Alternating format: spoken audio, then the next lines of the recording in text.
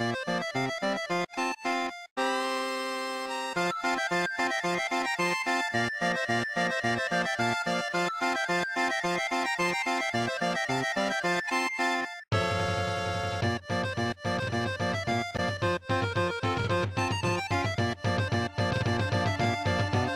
like playing video games so much because, well, when I get bored, I just feel like playing video games. Well, it's like you're in your own fun little world where you can do anything you want. I'm just having fun. It's awesome.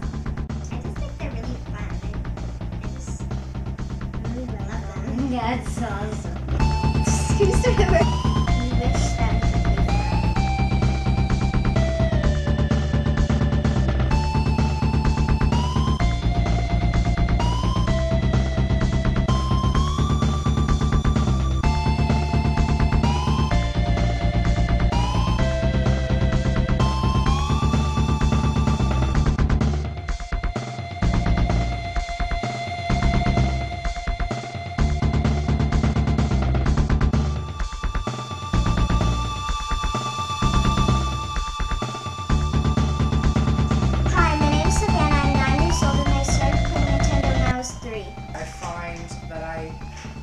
I have to get her attention. I'll have to raise my voice because when I talk to her, if I'm trying to ask her a question, she doesn't answer me. She's oblivious to what I've said. So I know it really takes over her.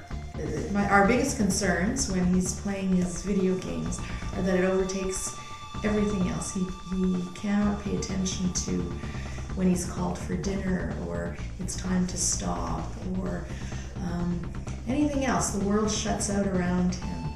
Video games are kind of like a simulation of something that you wouldn't necessarily be able to do in real life. So, you look at any major video game that has sold incredibly well over the past few years, and they've always been in like a realm of like fantasy, science fiction, military shooters.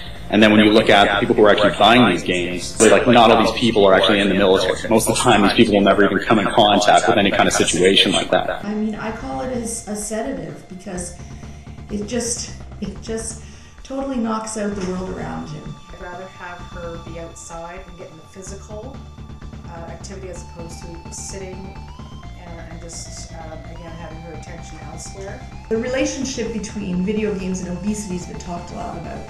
At the moment, he's a very thin child. There's not really any concern with that. But after puberty, if he continues in a sedentary lifestyle, that's a concern that you have to have.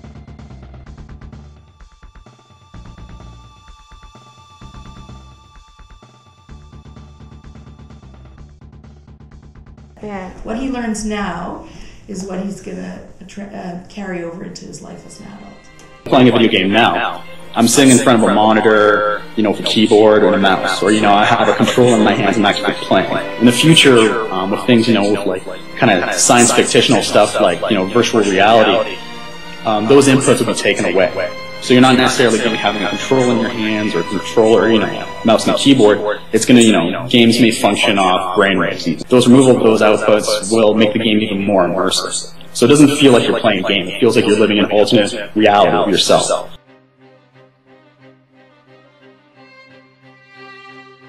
That's a big argument for him, is that he can't stop where he is because he has to finish that or he loses. Finish that level, finish that task, or else he's going to do the task again. It's all about offering players like a reason to continue playing. So, if there's no reward for completing a certain level, someone's just going to beat that and then they're going to stop. High-level publishers like Electronic Arts or Activision, they want games to sell real well. So of course they want games that are very well made and that players are going to continue playing. They want to monetize that essentially. That's what they want.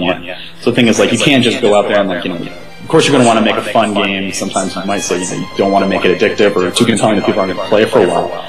But the issue that comes up is like that's in the end, when that game goes to shelves, that's what the corporate side of it wants. They want games that people are going to keep coming back, buying and playing.